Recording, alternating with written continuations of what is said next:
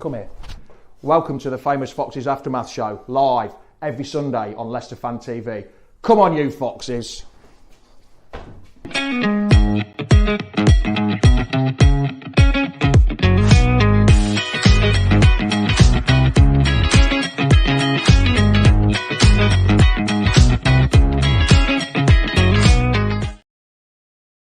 Good morning, Foxes. How the devil are you?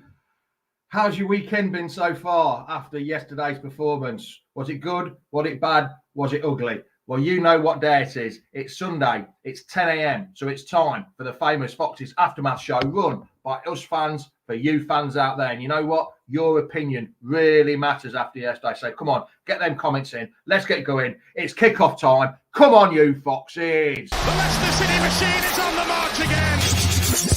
Leicester Fan TV presents a variety of content, like fan discussions, match analysis, and engaging with Leicester fans worldwide.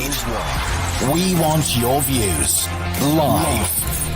Thanks to our sponsors, Everard's, Bolo Blinds, Pocker Pies, Pink Car Leasing, Distillers Direct, Hologram, Take Me, Newbie & Co, and the Foxes Arms and Rainbows.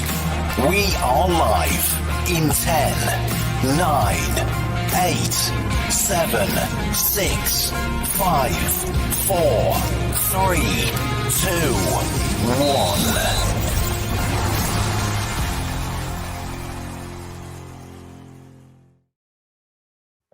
Good morning, lads and lasses. I hope you're well. I hope you're good. How's life treating you after yesterday's performance?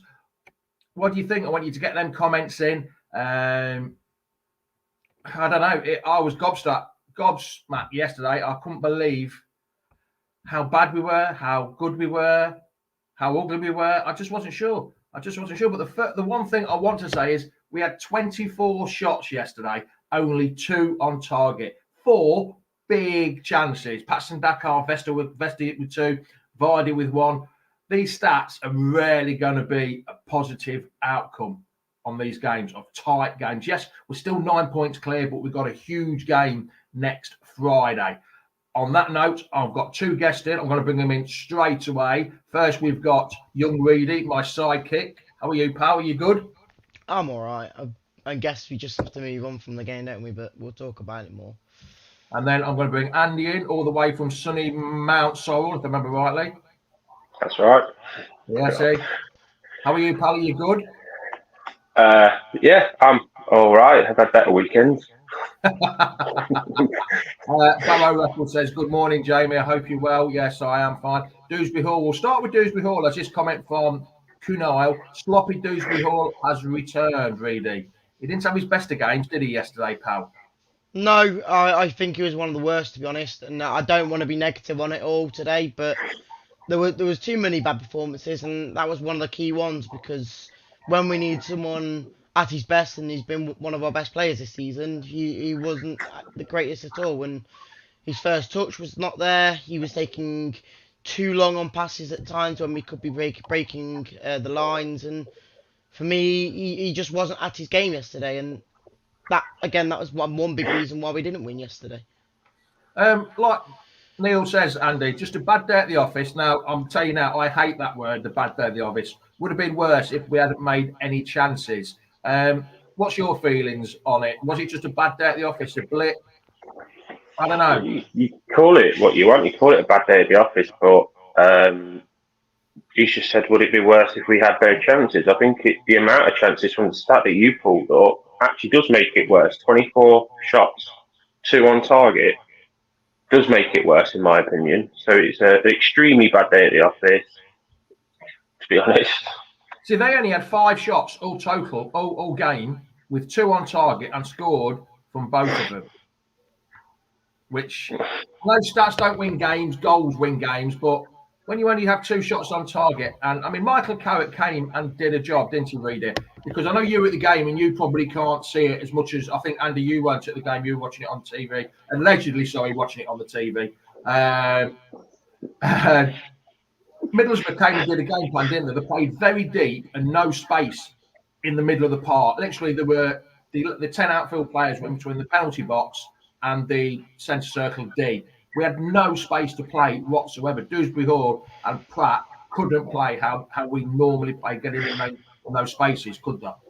No, they basically came and stopped us. They stopped us doing what we wanted to do. You see them balls from FaZe and Vestergaard every single game going down to the diagonals to the wingers. They were covered. They had both wing backs on our wingers that game. In the second half, it made us a bit easier to do because they sat back and let us try and go on them. But again, they did the job, and yes, there was a few chances that we could have been up before they even scored, but like I say, if you don't create your chances, you're not going to score. And I think from what you said about the 25 shots as well, a lot of them were long shots from either Fatu or Cannon when he came on. There was chances because we had to do. That was the only way we could even try and have have another shots. thing you're saying about long shots. If we're playing that system where they're actually banging and parking the bus, which Middlesbrough did, you change your way of playing. You take more long shots on. And that's why we didn't get any shots on target, because we just kept whacking them. I still don't think. I think they don't just whack it like us forward. Us three would do. No. They try and place it. We will try and just whack the cover off it. You have to take more attempts, long range attempts, and Enzo doesn't like that. He does not. No, I get it. He would rather try and walk the ball in the back of the net. I think we were forced to do that though. Like I say, the Fatui one way tried to curl it top bins, and he obviously just got a bit high. There was chances where we probably. On another day, again, I know what everyone's saying. On another day, yes, we would have won the game. But for me, it does feel like the away game against Middlesbrough, where we had the chances, we didn't put them away, and then they scored one and they won the game. So it is what it is. For me, it's not the biggest of issues, but it's just an unfortunate result because now we've got Leeds who are going to be a tough test, and we just got to make sure we can't lose to them because dropping these points, for me, means that Southampton's loss last week against Bristol City means nothing to them because we've lost the game. Yeah. One of my big points, Andy, is not killing games off. And I keep getting the reply back, well, we've scored 69 goals. We've only conceded 24, 25, what it is. But if we'd scored them 2 chances from Dakar and Vestergaard, there is no way Middlesbrough would have played the way they are. Scoring that early goal puts the pressure on Middlesbrough, and they'd have had to open up, and the floodgates would have opened. We're just not clinical enough, especially in the first 15, 20 minutes, Andy, in my mind. That's what I'm trying to get to people. No, we're not. About 69 goals.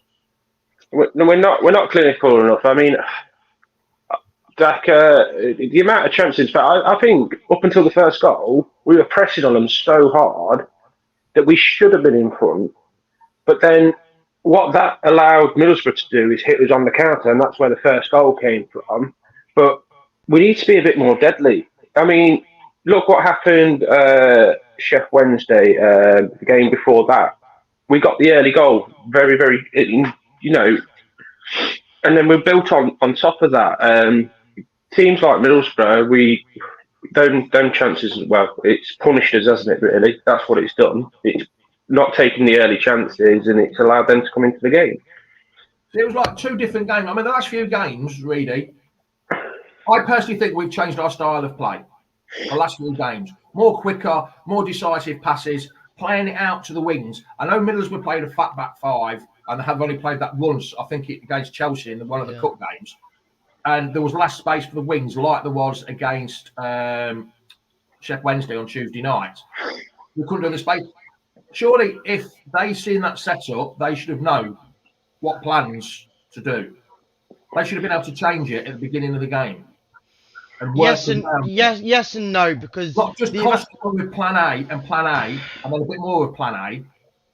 That's the thing with me. We all know we are not going to change the system, and Enzo said that when they racked up and started playing the way they did, it wasn't the style that we thought they were going to play, which is obviously a surprise to Enzo. And what Enzo said as an excuse in a way, I don't think it is an excuse in my eyes, but he was saying that we still had enough chances to win the game. We still had enough clinical chances, if we put them away, to win the game. So it doesn't really matter that we didn't change it, because I think we did have the chances to put them away. But the problem was, the moment they scored their first, it was going to be twice as hard or even 10 times as hard to win the game because they just went even further back and did more defensive. So it's like, again, it's like the whole game where the moment they got that deflected goal going in, they just sat back and we just couldn't break them down.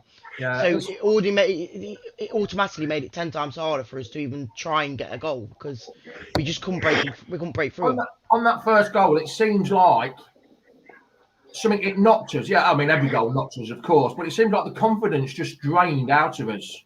Confidence-wise, it just drained Andy. And something was missing. Was it lack of energy, a bit of lethargic? Was it because we played 3 games? That was the 3rd game in a week. I don't know, just something wasn't there yesterday, especially after that first goal. And I still come back to pressure. If we're not scoring, the pressure on the defence, that's when the mistakes are made. Yeah, but I think Middlesbrough, to give them credit where credit's due, they were set up perfect for what they want, obviously what they wanted to do, and we didn't expect it.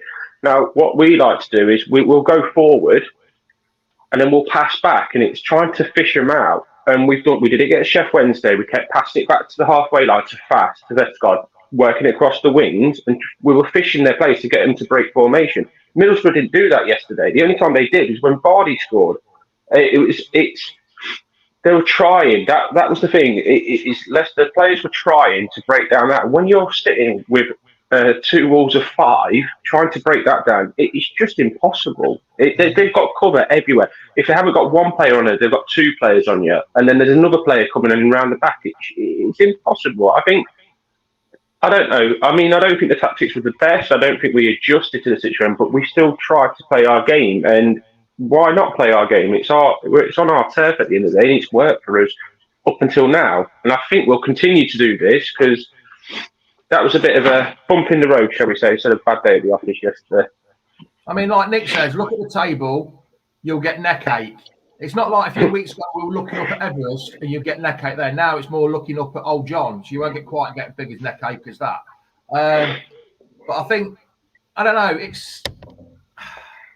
For me, the way I woke up yesterday after the game, and this morning I felt as bad as I felt after the whole game. I was a little bit. The problem is, people are saying we weren't. Hold on, I even only had 2 beers last night. I didn't even feel like drinking when I went to bed. 2 beers in about an hour and a half. That's how bad. We'll say the thing is, when we were saying we're not being clinical enough, even you've said it as well, Jamie, that we have changed. We have been a bit more direct, a bit faster at times than before now. For me, we've done it the last few games. We have been scoring and being clinical the last few games. Again, it's just this one where the moment we've conceded, it's just going to be 10 times harder, and that was the issue as well. Don't get me wrong, we had the chances to score, we just we weren't clinical enough, and that's why I'll bring it back to the away game versus Middlesbrough, because it felt the same situation. We just couldn't score from the chances we had, and that's what's gonna put us down, because then they go and get the second, and then it was all but a miracle to get back into the game for me.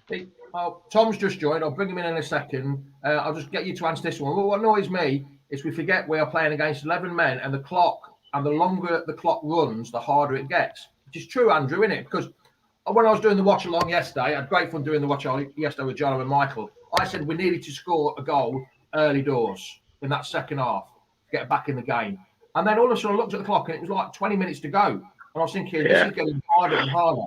And if Vardy had scored that first chance, which was a normal Vardy goal, he tried to lift it over the keeper instead of just twatting the cover off it into the back of the net. That would have made a difference if he'd scored then, instead of the 85th minute. It makes a huge difference, Andy. It does make a massive difference. Going in behind the first half and then coming out in the second half, you've got to get that goal as early as possible. Hopefully with the starting 11 that you've already got, where there's been no changes, because then you can freshen it up and then go and attack and get the second, maybe third. The subs that we made, to me yesterday, just shows you the wingers weren't working when you're bringing off Mavadidi and you're putting a striker on. Yeah. But then Cannon's ended up being pushed out to the left. I'm going to on that note, because Tom's got a bit. I'm going to bring Tom on that point. Okay. I'm just going to bring in Tom on the point that Andrew's just made. Morning, Tom. How are you? Good morning, all. You all right? Yeah, good, thanks. Yeah, I'm just on that note. You're a bit of a tactician, and that you know more than all of us three put together about tactics and stuff like that. Well, I know you could write back with a bloody postage stamp if they do stamps anymore.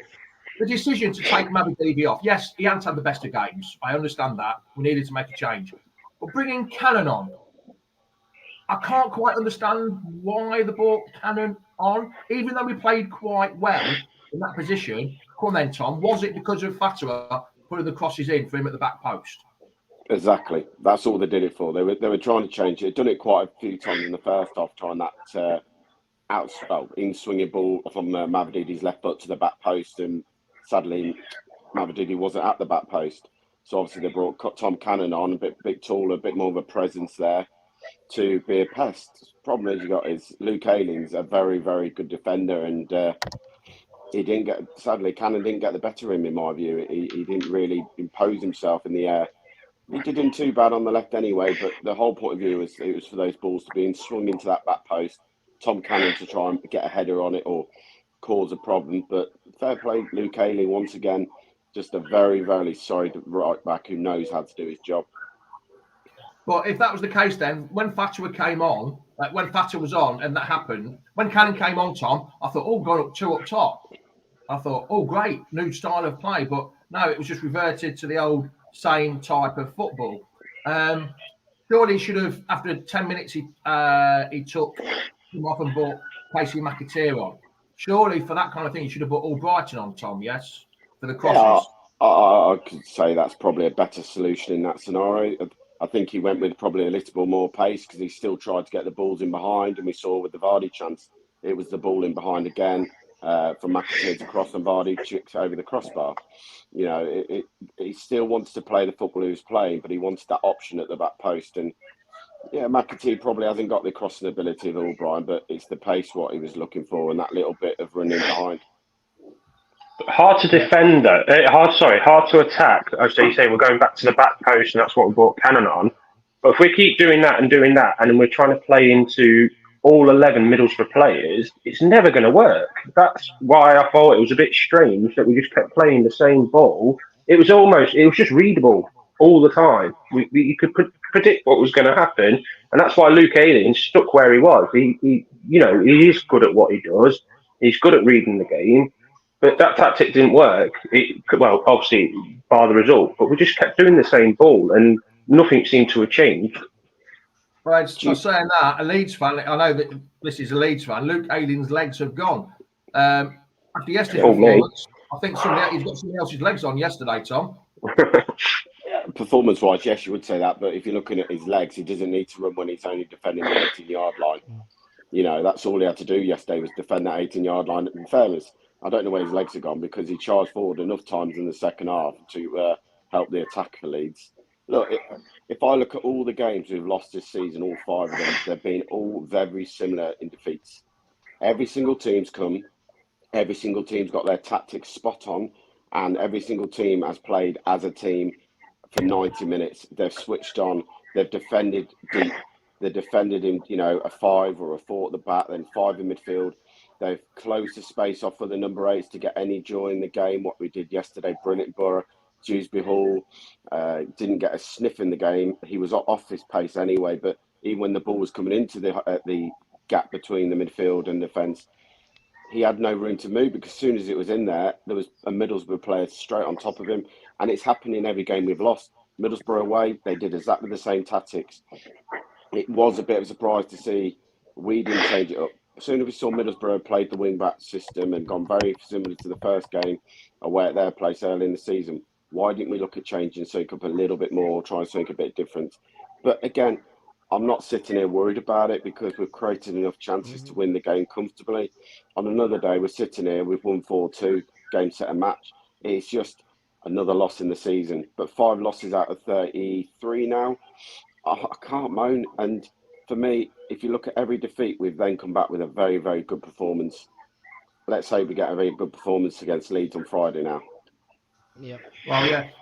You said 5 defeats, Tom. Have you been to all 5 defeats? Are you the Jonah? Leeds, yes. Hull, yes. Middlesbrougugh away, yes. Middlesbrough at home, yes. Who was the 5th? Who's the other defeat? Coventry. Commentary. Yes. Yeah, you've been so- to a lot of the ones. Yeah, You've very been to all of them, good. You've been to all of them as well, Thanks. Rita. I have, yeah. I went to Cobham and You Hall. two should stop going together then. That's the problem. You two going. Yeah, not dear. great. Cheers, that Jamie. Love you too, pal. Reedy, you were at the game yesterday. Now, I heard some of this. There was booing at half time, but I think that was the referee. I don't think that was anything to do with the players. What about the actual crowd atmosphere, Reedy? Was it any better when we went 2-0 down? What was it like? I know when we were 1-0, when we scored at 2-1, the actual noise was amazing because I heard that. But what about when it was 2-0? What was it like? Were we getting behind them, Reedy? Yeah, we were getting behind them, and I think this is where Tom's laughing for because he We put a comment. disagreed. He put a comment out saying that I think he said the King Power was rocking and whatnot, and that was before. I think that was before we scored. They even scored to make it 1-0. But for me, there was bits and pieces of singing and bits and pieces of chanting and whatnot, and we were getting behind them. Say when we played Watford away in the away crowd, we were all trying to get behind them to get them through the game, but. For me, it wasn't that loud. Again, Tom will disagree because I think you sit more closer to the boys who do sing more. But we were backing them and we were trying our hardest. I don't think there was any like moans and groans and stuff that we were not doing it because we did have chances. And again, like Tom says, if we put them away, we would have won 4-2. So it is what it is, and. Like Tom says, it's just another loss, and I don't think it's going to matter too much. But it's just unfortunate we have got Leeds up next, which could have been better with 3 points behind us going into them. Reedy, answer that one. He's a cart horse. Again, he was just stopped from even trying to do anything. He couldn't do his diagonal balls. He couldn't really do much, and because we're playing such a high line, I thought he was just getting caught out a lot. And that's just my opinion. I'm not saying it because I'm a big fan of him.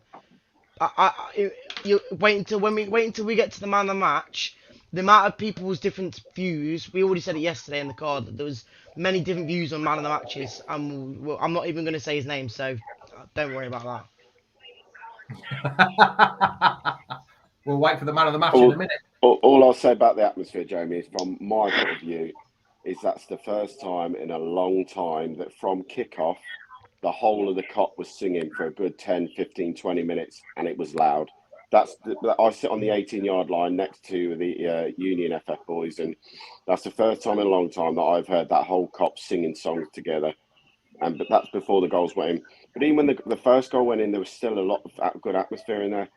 Yeah, the second goal went in, it killed it. It did kill the atmosphere quite quickly after that. And then obviously you get back to 2-1, and it all goes back up again. But in fairness, that's the first time in a long time that from the kickoff for 25 minutes, Leicester fans were all singing really. The whole of the cop end was proper rocking in my view. It's hard because I always said with a bowl-shaped ground, you lose some of the atmosphere. We know that because Filbert Street, you used to have a great atmosphere because it was enclosed. Yeah. King Power's never been great for atmosphere because you lose it. It just drifts out of the stadium too quickly. It's not enclosed enough. But for the first time in a long time, I just felt that the stadium was all at one. Everyone was singing the same song. Everyone was trying to push the team from the start because I think they knew it was going to be a tricky game yesterday. Mm-hmm.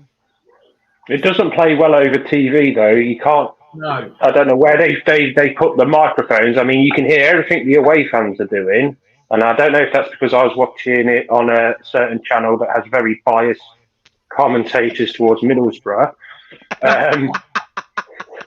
But they were saying, the Leicester fans, it took the energy out of them being 2-0 up and everything. But then you can just hear Middlesbrough going mad. But I believe what you guys are saying. I've been to games this season and then watched the highlights back, and I'm like, it sounds like a library watching it back on TV. But I was there, and I was like, it wasn't. So don't know what's going on with it, where they position the mics. Maybe we just need to sort that out. Someone just go and nick a load of mics and put them round all the Leicester fans. Well, yeah, but really, if the atmosphere was that good, why was the start of the game a little bit flat? It wasn't the best. If the atmosphere, if what Enzo's been saying, we needed all to become one, and the crowd to join in, the crowd to be, the crowd to be the 12th man. Like we've always said, the crowd needs to be the 12th man. and they were yesterday. But why was the performance flat? It wasn't brilliant to start off. It was okay. It wasn't brilliant, and then as soon as they scored, the performance dropped down even more. It's because Middlesbrough came to do a job and they did it. We couldn't get going because they just stopped us from doing anything we wanted to do. We couldn't go down the wings to Fatu or Mavadidi because they blocked us on the wing backs. The balls from, like I say, FaZe and Vestergaard, they couldn't do them because there was literally the wingers were stuck. And like I say, in the middle, it was so compact. Pratt and Dewsbury or even Winks, they just couldn't get through them. And every time we tried to make a pass and we lost it, they just had a counter basically. So we just couldn't get through them. And again, like Tom says, the 5 games we've lost have been pretty much exactly the same as that. And it's just you're struggling to work out if teams in the Premier League can do that. Will we struggle again? I don't think we'll be too. I don't think we'll struggle too much. But if teams know how to beat us, they will beat us. Yeah. As long as they're on their A game. Andy, just got it's going to be a tough question. Man of the match. Reedy's. I mean, I don't know who you pick as man of the match out of that mess yesterday. I really don't know. Somebody put Dennis Pratt earlier. Now I don't think it was okay, but it was too congested for him to do anything. But I don't know if a man of the match. One thing I'll mention before people say it is the fact that someone said Dennis Pratt in the comments. At half time, I kept seeing Locks on the group chat saying, "Oh, he's been awful. Why has he not been taken off the pitch yet?" This is like people have so many different views from watching TV to watching at the game. I bet you there'll be a few different names in this. I thought Dennis Pratt had not a bad game, but not an excellent game. He had a good game, and he played 90. He played what? Did he get taken off in the 85th minute, something like that? And people were moaning, saying, "Why has he been taken off in the 85th minute? He should have been taken off early." But go on then, Andy. Who do you think man of the match? If I have to pick one, no, you've got. I would say. Okay. I would say Dennis Pratt. I would say Dennis Pratt was probably man of the match. To be honest, I think he's the only one that's probably be deserving of it. But I'd rather not give man of the match. But if I was, that's it. It's going to be him. Yeah, like Bowo says, Bowo Records. It wasn't anybody really decent enough. Neil's gone for Pratt. Everyone seems to be going for Dennis Pratt at the minute, which is a bit surprising because a lot of people, there's a bit of hate for Dennis Pratt, isn't there, Tom? Oh, I gave it to Dennis Pratt, man of the match, for a couple of reasons. I thought he actually had quite a good game in the middle of the park. He was making Fatui go forward as much as he can and covering him when he needed to.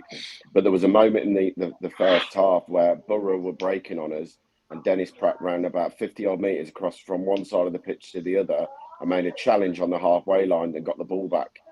No one else was doing that in the game near enough, but he was the one who made the ground up to smash into the bloke, get the ball back and get going again. And there was another one in the second half who did exactly the same. I just felt he worked. His work ethic yesterday was what the other players should have been doing.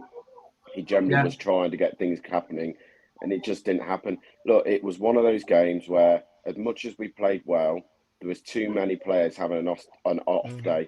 You can get away with 1 or 2 in this league having an off day, but when you've probably got 6 or 7 players not playing to the potential, and in some ways, the second half performance for me, we looked like a team who were in the bottom 3 in my view. And when I say that, I mean the way we're passing, passes going out of play, players running down the line thinking the ball's going to them. We play the ball inside. Cannon ran inside. JJ played the ball outside. It goes out for a goal kick. We just looked very disjointed for some reason. It was all very sloppy second half. So on a whole performance, I'd give it to Dennis Pratt just for that. But really, I don't think anyone really stood out to say that you were more than about 5 or 6 out of 10 yesterday. I don't think there was anyone who performed more than that. So it was like Wednesday night, Tuesday night against Wednesday. I couldn't give it to one specific player. I just thought it was the whole team did an excellent performance. Now, it's sort of very similar to this way, but there was no outstanding performer. It was below, it was like my school report, below average. Like you said, everyone was, probably 4s to 6s. Below. Could try harder. Yeah, below average, could try harder. I'm going to ask this question. Do we miss Wilf? Is he the main man that we miss in that number 8 role instead of Dennis Pratt? Does he give that bit of consolidation in the middle of the park and he still wins the tackles in that right-hand number 8 position, Tom? Most definitely. Who would have said 12 months ago that Wilfred Didi would be playing number 8 next season for Leicester City and playing it very well? The chances he creates, West Brom away, the goal for KDH. He knows he's got that role down to a T now, how to do it. And sadly, we probably haven't seen enough from Eunice to say that he can fit in there and do the job. Cassidy was never a good replacement to do that job. Dennis Pratt, I think, can do the job, but obviously coming back to fitness still, he just doesn't look sharp enough still to do it. But for me, and Diddy is probably the biggest miss of this season every single time he misses a game. Tom, you mentioned Cassidy there. He came up for Chelsea last night. Within 10 seconds, Man City scored. Class I'm not going to talk about the Leeds game. We'll leave that to Phil and Reedy and Sam later on in the week. But overall, Andy, last question before I let you go. How are you feeling about the actual performance yesterday? I mean, we made the chances, yes. And if we'd scored the chances, would have probably 4 or 5-0 quite easily. Is it one of those bad day at the office, or is there still room for improvement, even though we're 9 points away? There's always room for improvement. You can't take just because you've won. That's where you got to analyse the bad points of the game. Below par yesterday. Not our best performance, not our worst performance, but definitely massive room for improvement. Hopefully, we can kick on and show up against Leeds. Everyone in the comments, I want you to put out of 10 what our performance like. I've just thought about this. Everyone in the comments, out of 10. Andy, what do you think? Out of 10? 6. Oh, that's quite high, that is. That's quite high. I wasn't quite sure you were going to go that high. So everyone in the comments, Andy's gone for a 6. Tom, what's your view? A quick few seconds, your take on yesterday. I'll give it a 5 out of 10. It was in the middle. It wasn't anything spectacular. It wasn't anything that you're sitting there going, this is the worst I've seen all season. It just didn't click. The Leeds fan giving us 2. Cheers. Everyone in the comments is giving us 5s. I think that's about right. No tints, 2 out of 3. I think you mean 2 or 2 a bit. Reedy, what do you say? Ivan's gone for 7. I'd probably say 6 again. If we put the chances away, it's probably an 8 or 9. That's the difference. That's the moment you put your chances away, you're going to win the game. If you don't, it's not going to be the best performance. So it's just an average performance. And again, the game's done. Move on, because it's a big game on Friday night now. It is. I personally would give it about a 5, 4.5, 5. To be honest, I just like you say, if we scored them chances, it was probably an 8 or 9. But because we didn't kill games off again, because we just kept putting pressure on, score them early goals. You score the early goals, Tom, then there's less pressure on the defence, isn't there? We've just got to stop it more clinically in that final third, the first 15, 20 minutes. If Vestergaard scores a header after 4 minutes or something silly, the game's a completely different ball game. As much as we had the chances, as much as we'll say that cost us, I still think you've got to give a lot of credit to Middlesbrough and Carrick. Yeah. That was the biggest effect. That they stopped us playing. They stopped us playing. They got their tactics spot on, and they killed our number 8 positions. And as soon as you do that, and teams can do it well, and you can man-mark the players at the right time, you will get at Leicester. I've said it all season.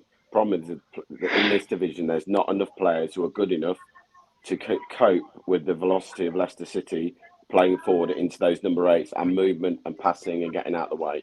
Middlesbrough, you defended for your lives at times, but you also defended as a unit for 90 minutes. And if you do that, fair play to them.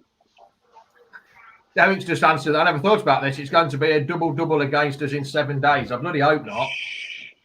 Derek, I might ban you at the minute. I might ban you. Right then, Andy. Cheers for joining us, pal. Thanks a lot. For getting up nice and early to come and see us. No worries. Thanks for having me.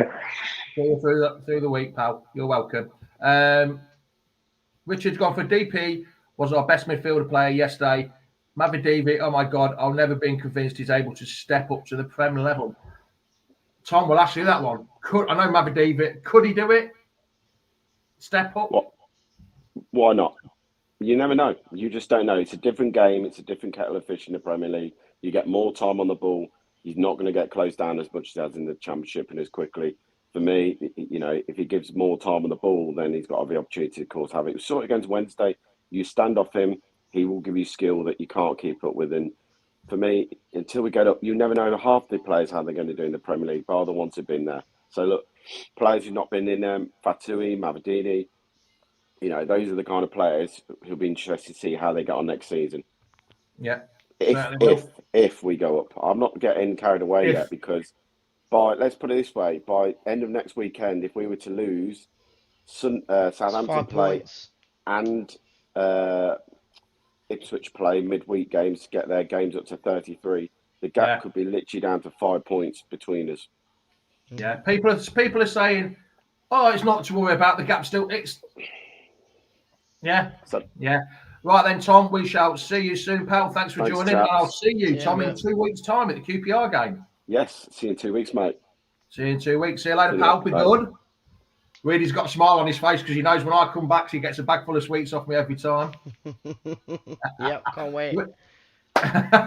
Reedy, well, last comments on yesterday, very quickly, pal. Oh, there's one thing you didn't ask me, and that was the man of the match. Oh, didn't I? I thought I did. Well, you mentioned No, I said that people are saying the word Dennis Pratt as the man of the match, but I thought there'd be a lot of different views on it for yesterday. And after I said it to Phil yesterday, that it was the man I said, there was a lot of comments on why it wouldn't be, but I give it to Wout Faes. I give it to Wout Faes. I thought he saved us quite a few times, and I listened to him, what he said. Didn't rip him to shreds, but said he didn't have a very good game. And that's what I'm saying. There's many people have said one person had bad games, one person had good games, even though it's all different views. Again, Phil said he didn't think Faes had a good game, but said that Dennis Pratt had a good game. Locke said he had a bad game. There's so many different views on it. For me, I think he was at fault for one of the goals, Faes. But first one, he dived in. Yeah. But again, I think other times he did well to get back and saved us, because there was times where there was like 2 or 3 of their players on one player, and he had to basically sprint back to get to him. So for me, I thought he was one of the better players, but like you said, there was not many players that had a good game, was there? So all right, pal, we shall see you through the week. Thank you for joining me as my sidekick again, even though your technology wasn't working yet again to start off with. Oh, here we go. Yeah, that's fine. I've got it working now, so it's all good. I just come here, press the button, it works for me. Reedy's the man that knows, and he struggles with it. Yeah, too much interfering, pal. Too much interfering. All right then, pal. I shall speak to you very shortly. See you later, mate. Thanks for joining. Cheers all. Thanks a lot. Last few comments. Faes was awful. Passed it to the crowd more than a blue shirt. Young Reedy, young lad, does not know his football. And Adam, against poor Middlesbrough team. Yeah, Middlesbrough didn't play that well, but they came in, set up, did the job. Once again, actually a privilege to be on here, and all of you joining me on just on YouTube today. It was a few problems we were having with Facebook, but thanks for joining me. Much appreciated for you turning up while you're eating your tea and your toast or your bacon sarnies. So, ciao, adios, goodbye, arrivederci. There goes the final whistle. Come on, you foxes. Thanks for watching Leicester Fan TV. Thanks to our sponsors, Everod's, Barlow Blinds, Bucker Pies, Pink Car Leasing, Distillers Direct, Hologram, Take Me, Nubian Cow, The Fox's Arms and Rainbows. Run by the fans, for the fans. Follow us on socials at Leicester Fan TV and visit leicesterfantv.com.